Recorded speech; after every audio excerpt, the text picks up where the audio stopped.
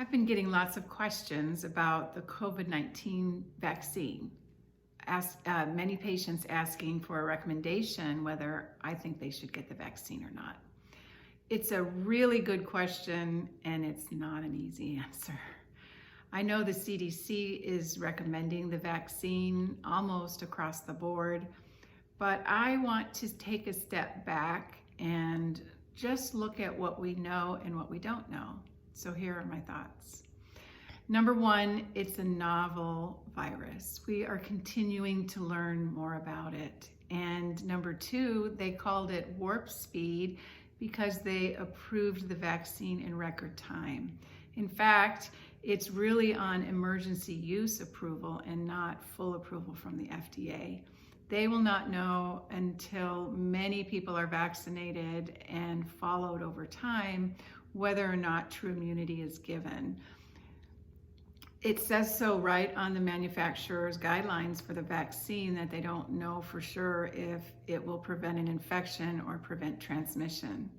When they say the vaccine is 90 to 95% effective, I think what they're saying is that 90 to 95% of the people will build an immune response and develop antibodies. But we also know that people who get infected can get infected again.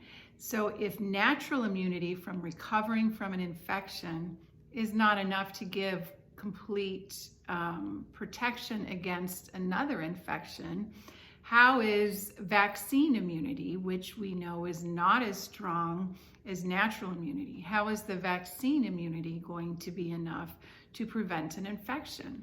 We don't know, and only time will tell.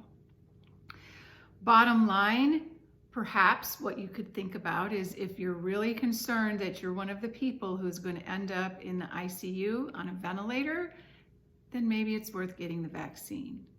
I do not plan to get the vaccine myself, and my family members are not going to get the vaccine either.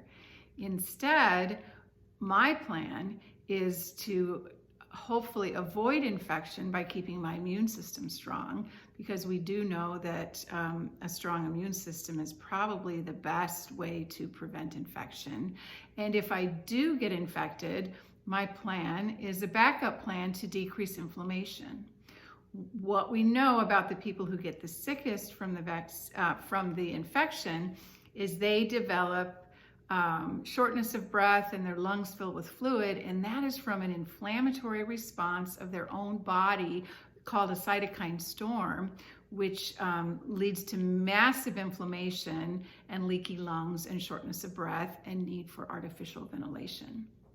So increasing anti-inflammatories like glutathione, alpha-lipoic acid, curcumin, and acetylcysteine, vitamin C, those things can be very helpful to decrease and blunt the inflammatory response, decreasing the cytokine storm, and therefore my goal is to stay out of the hospital if I get infected. Another thing that can be very helpful is increasing zinc. We know that the virus decreases and depletes your body of zinc, and I think that is why people lose their sense of taste and smell, is from zinc depletion. So increasing a zinc supplement is going to be very important if you get infected. Vitamin D is very beneficial for immune system. So increasing vitamin D if you get infected would be a very good thing to do.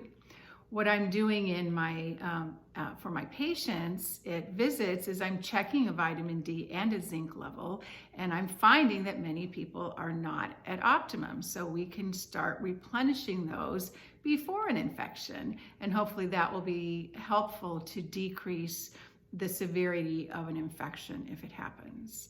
So those are my thoughts, and that is my plan. I will support you in any way that I can.